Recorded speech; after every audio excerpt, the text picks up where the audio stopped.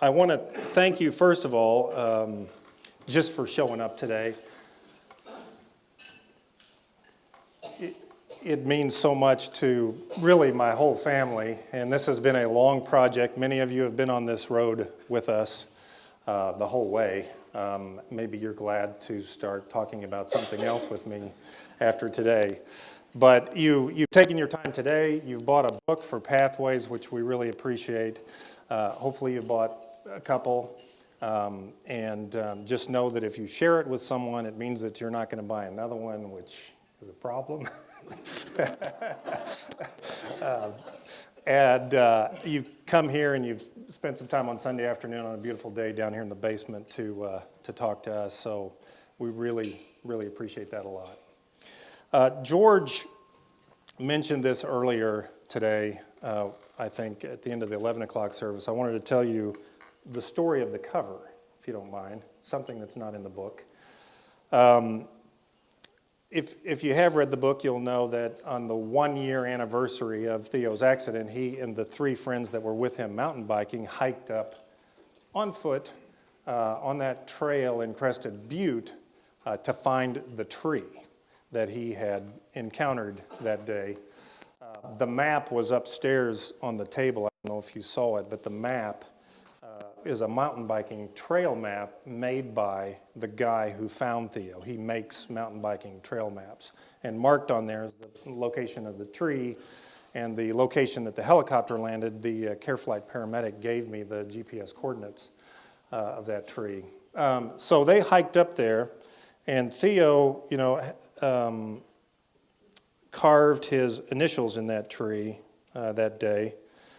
He left his mark on that tree in other ways that you can read about, and then he left. Then when we decided to write the book, I discovered as I was talking to people that no one really had a reliable description of that scene, and I wanted to be able to tell you about it in the book. I wasn't there, and so under at least the assumption that the reason I was going up there was to figure that out, Georgia and I, 2 years later, hiked up ourselves to find that tree.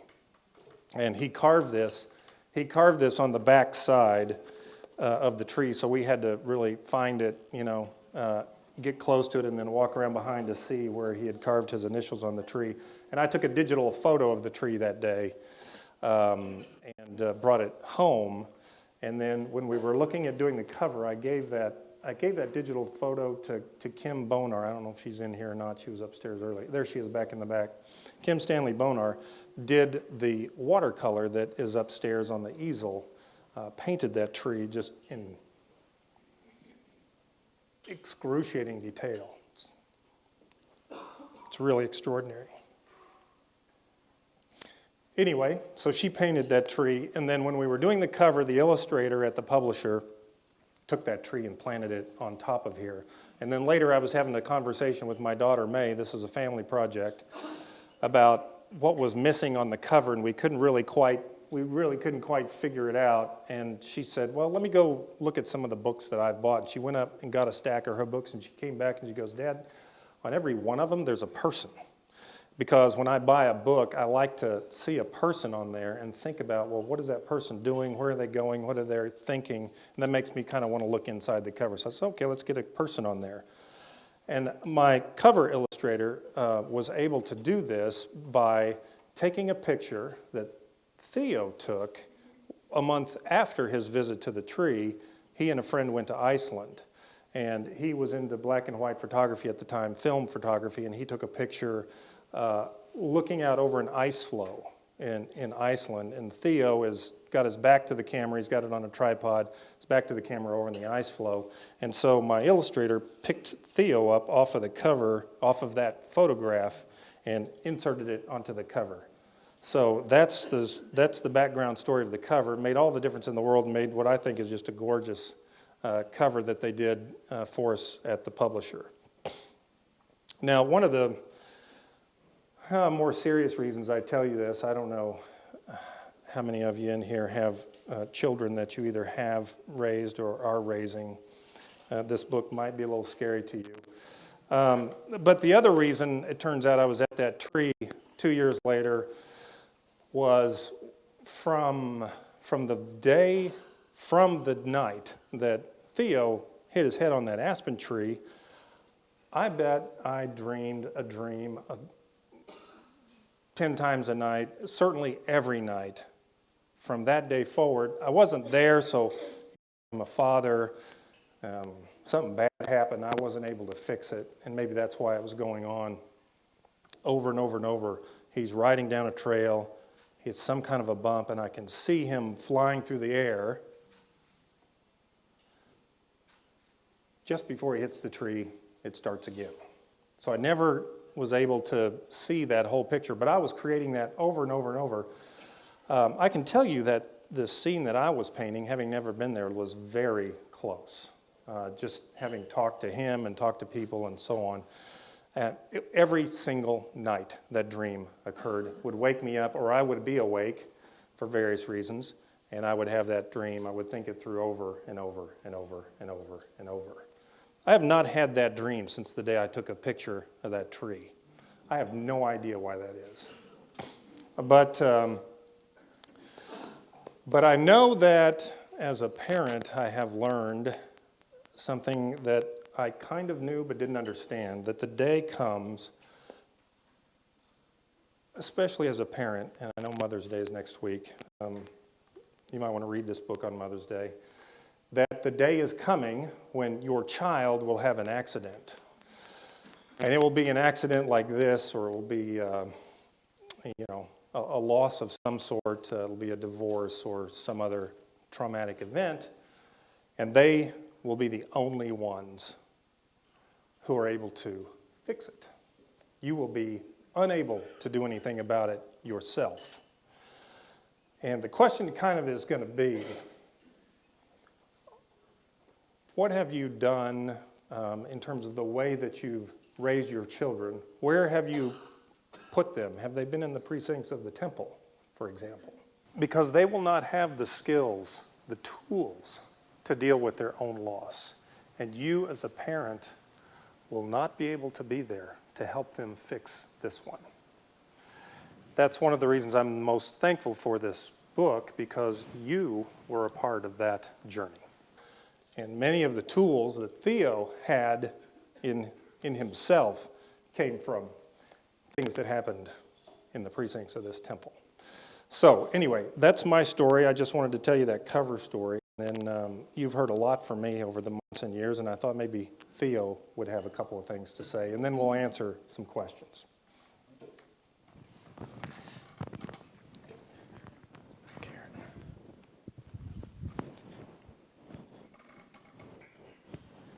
Am I on? Cool. Hey, everybody. Volume okay? I can't hear what you're hearing out there. Okay.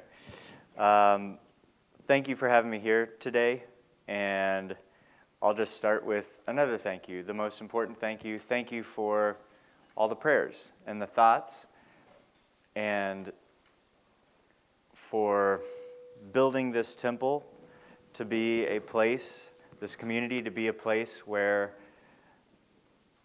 people can succeed. They can believe in themselves, and they can believe in the strength that comes from a lot of other places. I was not able to do this by myself. If anyone, like my dad talked about, has gone through a traumatic event or knows somebody who has, you probably all have, it's amazing what a little bit of stubbornness can do, and being resolute about where you want to try to get to. Goal setting has been something that I learned from the get-go, from my parents and from the friends that I've surrounded myself with. And I've been really fortunate to have a community that has pushed me to go for, I guess, the win, go for, to be able to be the best that I can be. So deep down, really, I owe this to everybody here, because you gave me the resolve to push through the accident and to get to where I am now. I'm very happy to be here and answering questions too. So I guess we'll just get on with that. Thank you. Thanks, Tim, and thanks to all of you who are here today. I'm going to just sort of play the role of moderator in a moment as you're thinking of, well, we'll get this settled here in a minute. As you're thinking of questions that you'd like to ask, I'd like to prime the pump with a couple of questions for Tim and Theo. Reading the book and hearing your story, it seems that the notion of place is really a key thing. And Tim, you talked about Theo, and then you going back to the sort of the room where it happened, kind of idea there. Based on what you've learned so far through this journey, what is it about being able to be in a place to gain understanding that sort of helps you mentally? You know, I think we've all had experiences like that where you sort of go back to the scene where something happened and it's either traumatic or it's free. Yeah, and for us, I think maybe Georgia should help answer this one, but it was cathartic. I don't know what it is about the place. It felt like, and I wrote about this in a Facebook post at one point, it felt almost like the feeling that you would get by walking a labyrinth. And so she and I, if we got on this trail, and it was something that we'd thought about and wondered about, the day after his accident, we were at the hospital. So from 24 hours later onward, we were pretty much there all the time. The one thing that we weren't able to see for ourselves was this place. And so, my reason for going was to paint the scene, but it might have been the reason I stated and not the real reason based on this dream that I was having. But to go up there, there's really a peacefulness to that. And of course, it was a peaceful place. High grass, fall leaves turning on the trees. You're standing there and a gentle brook is running down the side. And if you just stood there and it was just so peaceful. I don't know if I'll ever really get my head around what that did for us there that day. What can we understand about the importance of visiting a place? For me, it's not a painful place. It's a peaceful place as well. I was happy to be able to get up there, happy to see it. It wasn't really what I remembered. I was looking up at sky for 3.5 hours, 4 hours, I guess. And so I didn't know what the tree looked like. I remembered what I thought the trail looked like. I remembered a much rockier, bumpy section before that. I don't know if anyone mountain bikes here, but you always remember the technical sections, we call harder sections, more than the flowy, fast sections. You kind of turn your brain off when you're going fast through a nice trail, which is where I had my accident. So for me, it was peaceful, and it was just an accomplishment that I needed to have to be able to hike back up. I set that goal maybe the day after I took my first steps, just because I wanted to have something in mind. And so the 1-year anniversary was cathartic more than anything. Cool. So I know a word that you both have struggled with that was spoken in the video is the word miracle. And that word gets thrown around so easily today, everywhere. And I know from our conversations that there's a party that doesn't really like to use that word. And yet, how do you explain this? And so, wonderful recovery, outstanding outcome, unexpected, out of the ordinary. If it's not a miracle, what is it? Can I go first? Yeah. So I have maybe a different way of looking at what could be a miracle than a lot of people. knowing the Bible from almost from front to back, thanks to my good Sunday school teachers here, I know a lot of those stories, and my story was not one of those stories. They felt a little bit far-fetched and maybe too miraculous for me. I could not be part of that. It's not going to happen that way. I'm not going to be told to walk and stand up and walk. Not saying that that can't happen, but I knew very well that that was not going to be my case. So for me, the way the miracle presented itself is the fact that I had been given gifts, mental gifts, and gifts from other people, love, namely, to be able to believe in myself. It's a miracle to be able to believe in something that medical professionals tell you not to believe in. So the miracle for me really stems from the amount of confidence, the amount of love, the amount of belief that I had about what people can do when they put their mind to it. I agree with what he said, and I don't know if I said this a couple of weeks ago, but I really resisted every commercial effort to make this a book about a kid that walked again, and that was the miracle. There are many other stories out there that are that story, and I don't want to take away from those, and I agree with what they say about their stories, but that wasn't our story. That wasn't the story that we wanted to tell. It was extraordinary what happened to Theo and unexplainable, and Dr. Clifford says it's a miracle. You're a miracle kid. Just is what he said. But I wanted our story also to be accessible by people of any faith or no faith. And it was really at the heart of probably what I was struggling with through the whole thing. I completely accept that what happened to Theo was a miracle at face value. But what I came to understand for myself was that the definition of a miracle is much, much broader than that. That if people with this kind of determination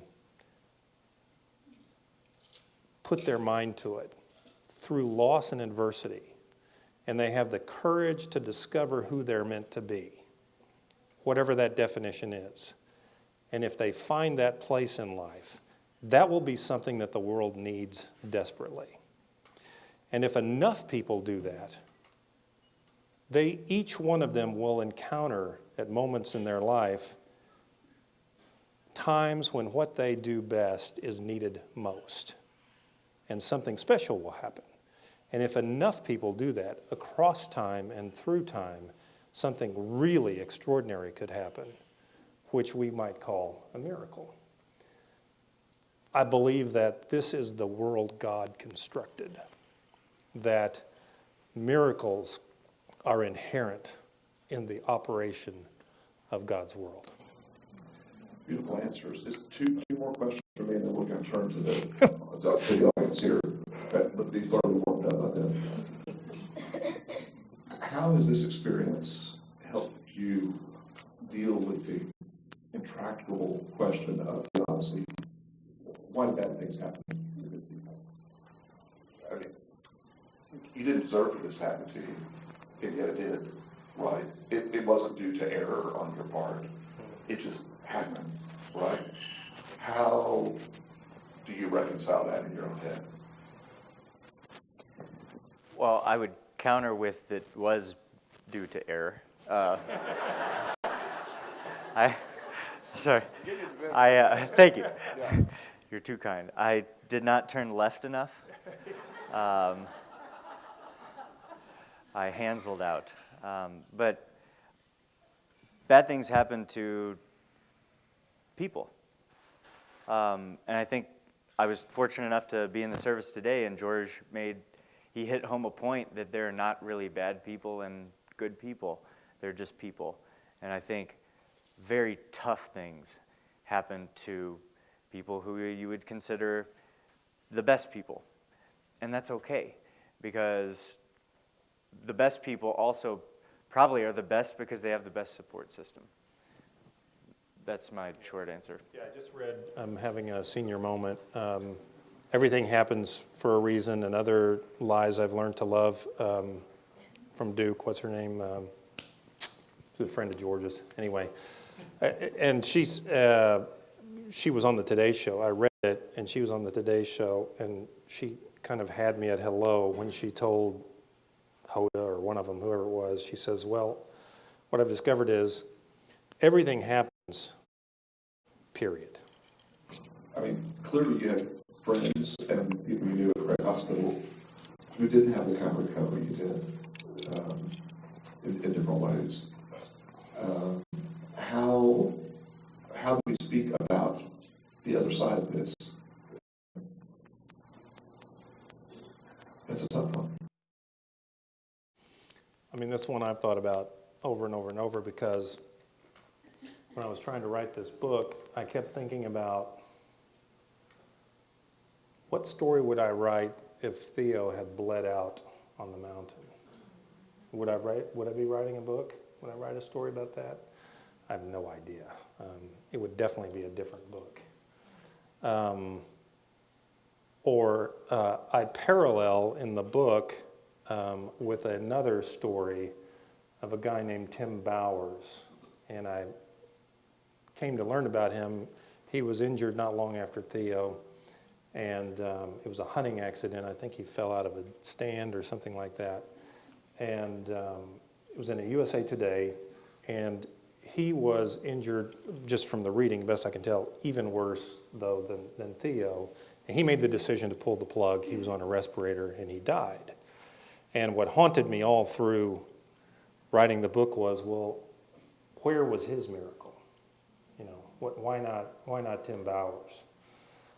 I will let you read that specific one if you haven't already. I was able to, just before I finished the book, I was so happy about it, I was able to find and talk to his newlywed wife, who was pregnant with a child. And she has some extraordinary things to say about her recovery from Tim's death. And I would submit to you that she had a kind of miracle also. Wow. Yeah, I believe the miracles are there for everyone. They may not take quite the form that we would hope or expect. I got lost in the answer. The question was, what about the people? It's been happening all his life.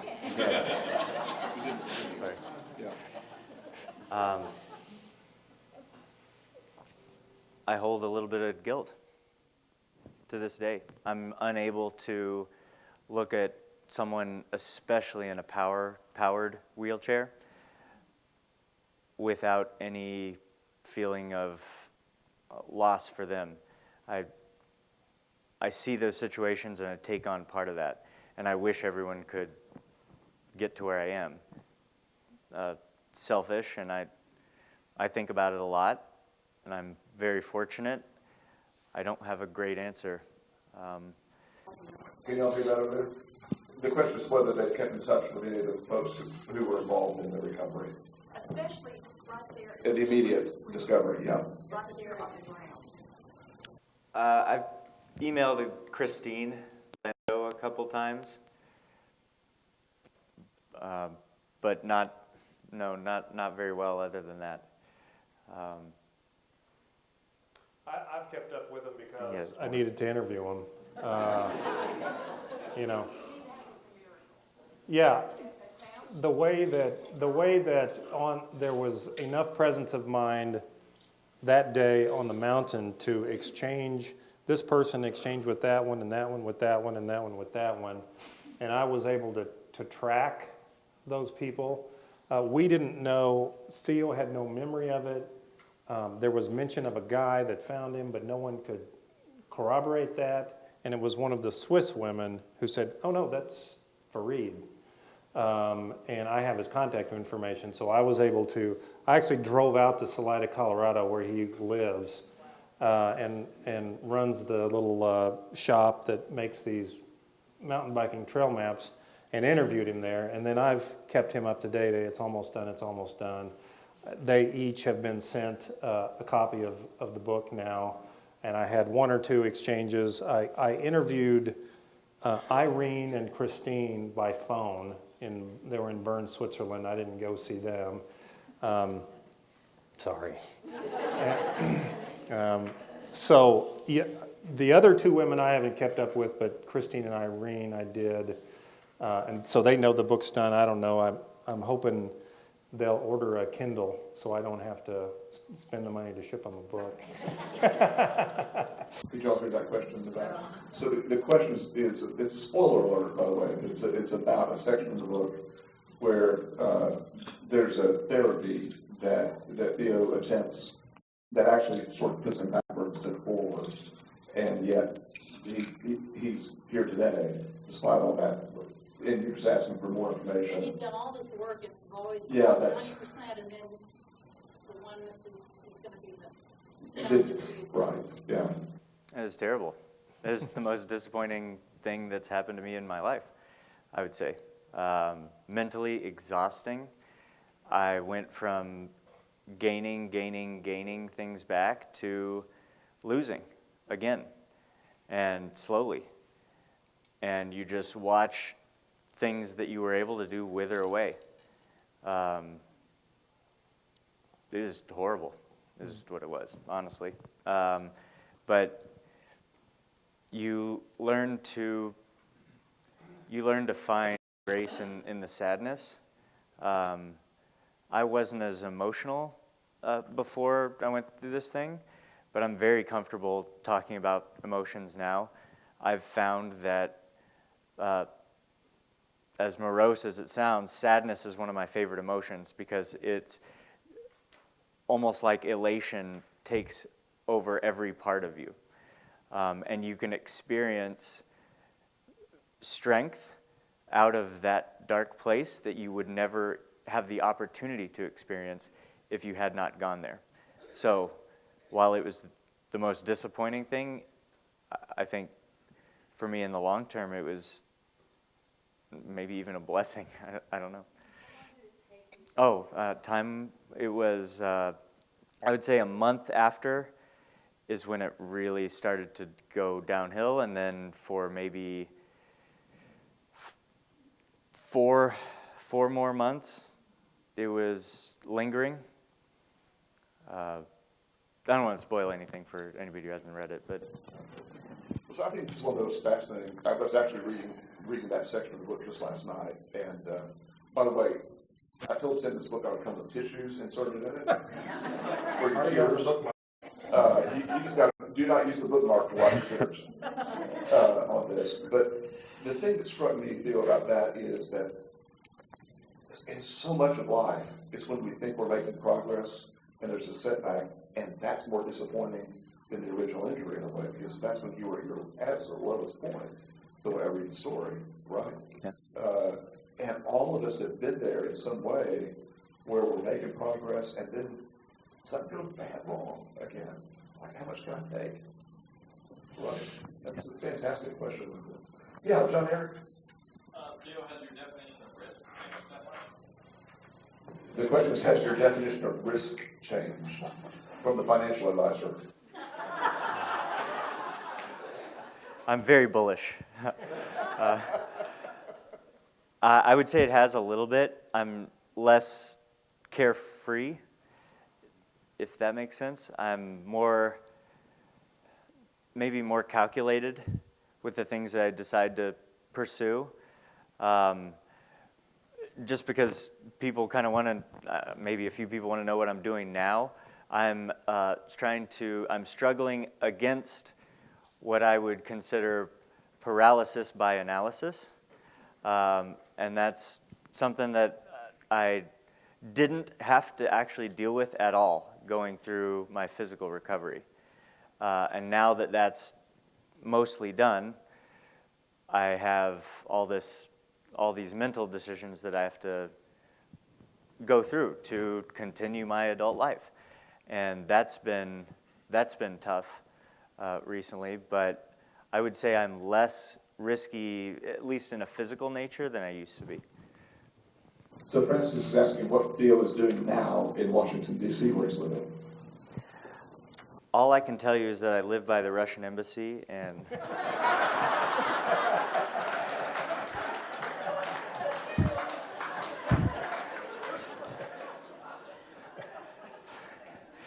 A few salacious memos involved. yeah. My Russian's not good yet. I work for the Ritz-Carlton Hotel as a concierge. It's a job that I was doing in Vail. And I guess out of the confidence I had coming out of this injury, I was able to pick a job that I was not naturally good at to gain a skill that I thought I needed. I'm now, I would say, a decent conversationalist. Before I was not. I'm still a painful introvert, so it takes a lot of energy to present myself. But I think it's been really cool to grow in that way. And that's an opportunity this current job has presented. I don't know if I'm going to continue in the hospitality path, but for the time being, it's been beneficial.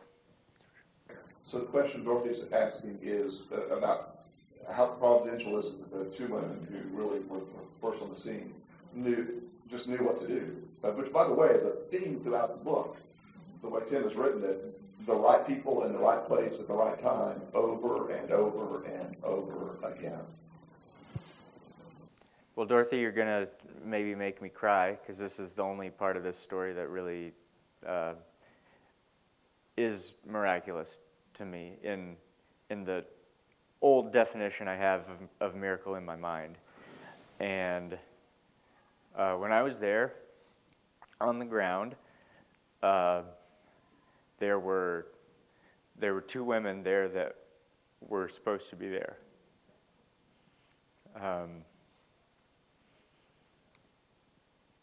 They knew what to do, and they knew the type of kindness I needed at the time. And one just held my hand, and the other brushed my hair with her hand, and I needed that love. I needed that love at the time. So.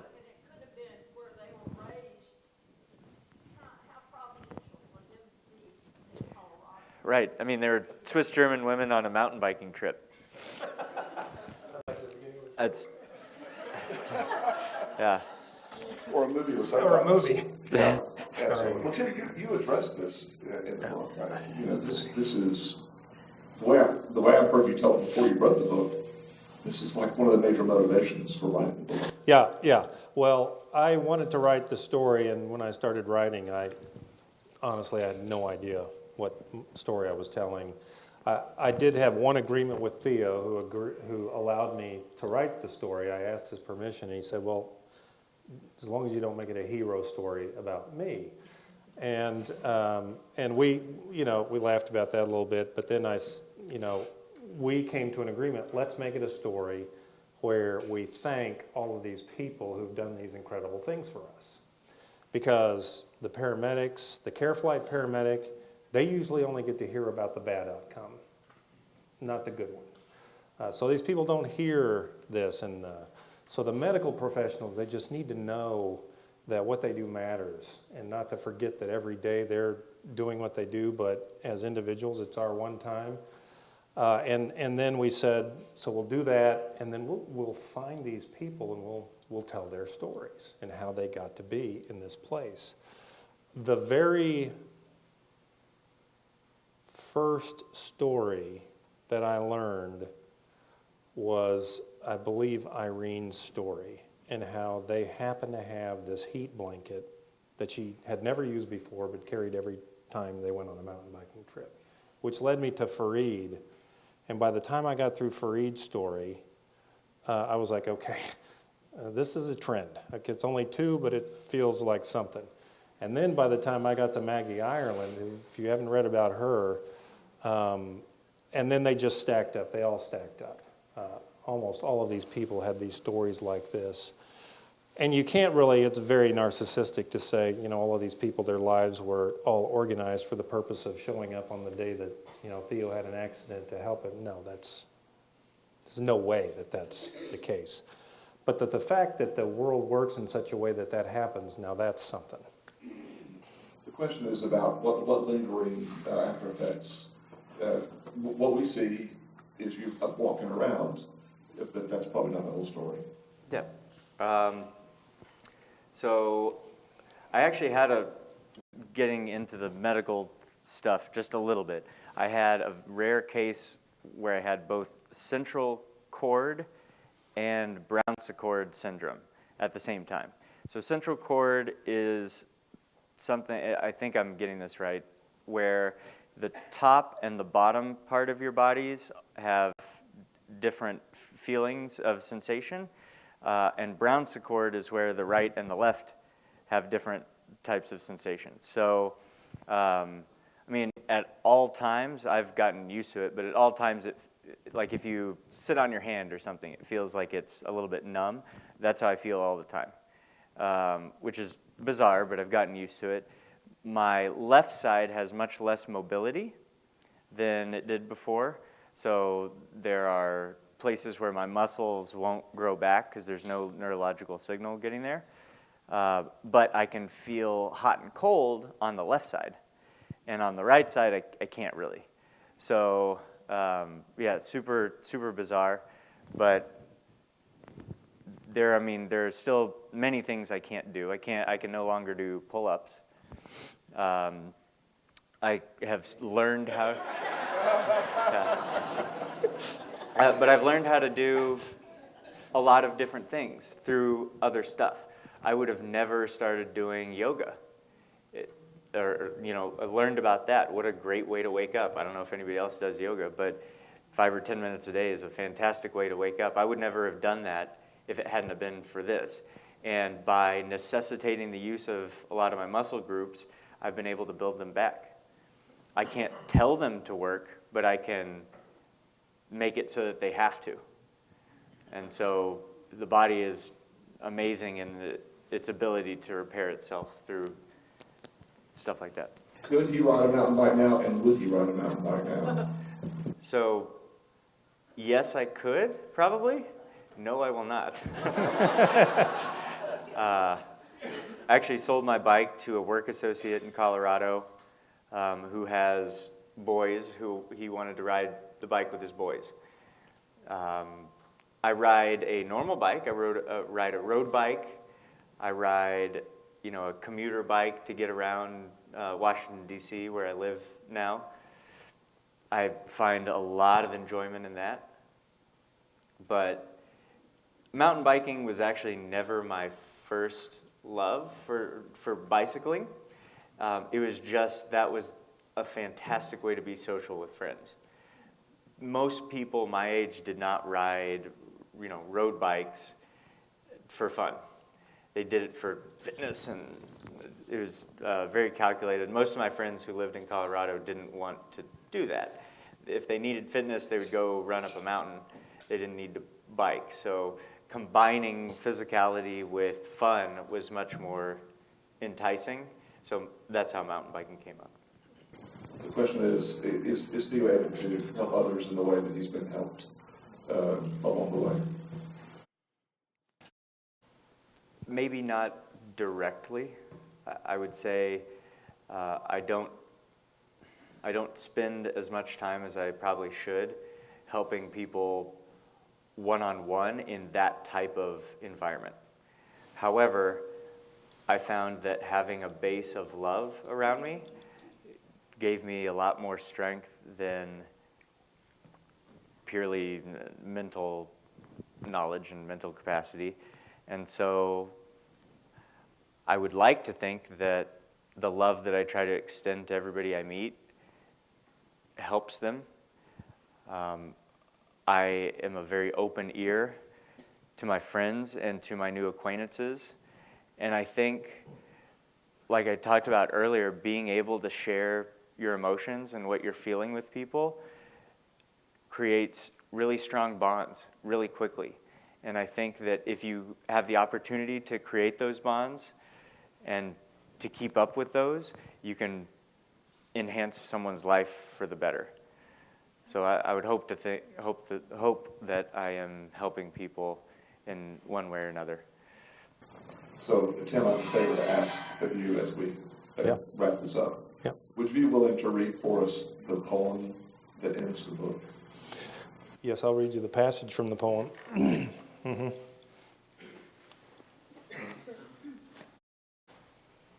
In a minute, I have one other thing to say before we get away from here. Actually, I have another thing to read. So I will read that poem. Here's one of the best written passages in the book. I did not write it. Well, I did, but it's a quote. Georgia is forceful and clear on the matter. I am unwavering in my belief that God bent his ear to the prayers of his people and to our son's deep need. Now I know that even at the bottom of the riverbed, we are not alone. God meets us there and sits with us. I read that to you because, first of all, I've never read that without getting weepy. Too much time around Steve Brookshire.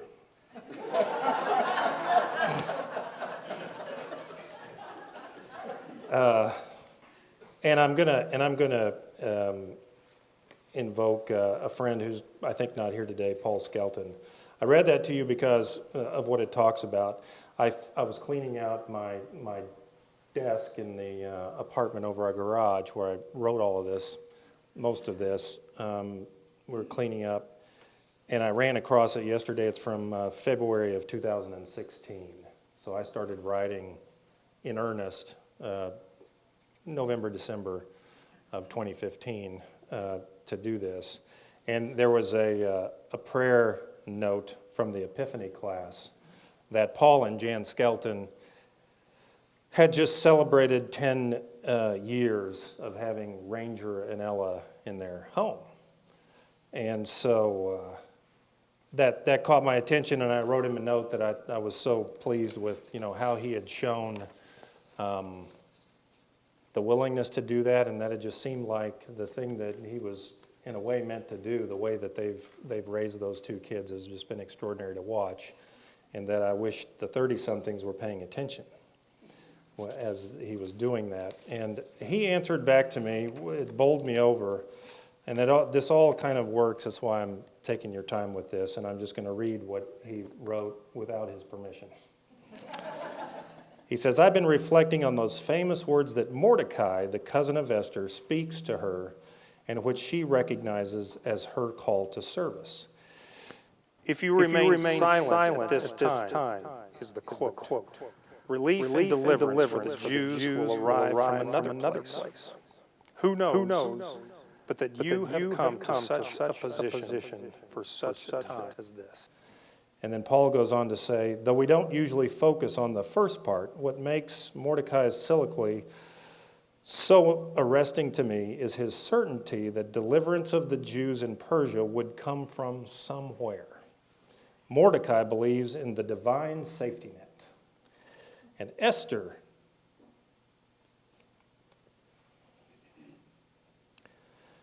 if she steps up, could be the mechanism for her people's safety. Mordecai believed that the weaver of the net calls people into the web. Well, so that's how I decided kind of what the book would really be about. So my call to action is to get into the web. Go do it and find your place in the web. But one of the ways that you can do that is when you read this book, you can post a review of it on your Facebook or on Amazon. And when you tell your friends about it, you can ask them to go read the book, buy the book, and Theo and I would love to go places and talk to people about our story and how it's impacted us and how it compares to, what could impact them. I have a lot of stories out of that compare to my corporate life. The story of the way his rescue came off is a beautiful illustration of how when people know what they're meant to do and they go do it, and instead of being, antagonistic or scared or afraid and trying to shove other people or departments out of the way, they just work together because they all know about the one goal. It's to get the kid off of the mountain and into the hospital. This is a beautiful story of how a high-functioning team works. So we have lots to say about how this story really translates into real life and how people are finding their way in their careers, and how they can achieve what they're wanting to achieve without letting the limitations their middle manager put on them define who they are. Anyway, so we have a lot to say about that, and you can help us with that. There's a book that actually Michael Capps gave to me concerning the book that is the body of the beloved. It's an entire book, which is a poem from Gregory Orr.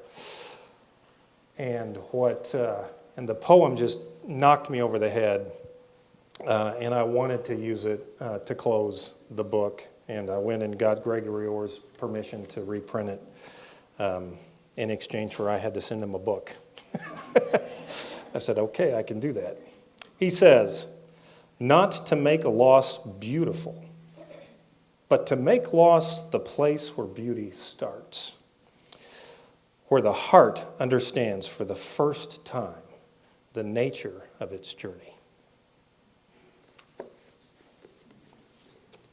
Thank you both for being here. Thanks, everyone. Thank you for having us.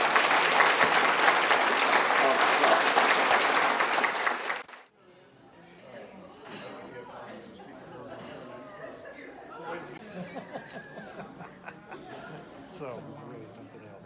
And what I didn't say there. Oh, yeah, me too. I'm glad I'm done and done.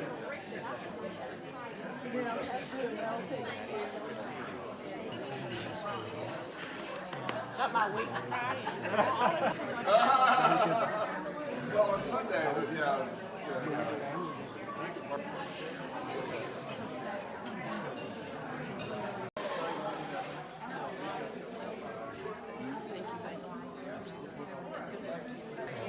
Thank you. Did we not get you upstairs?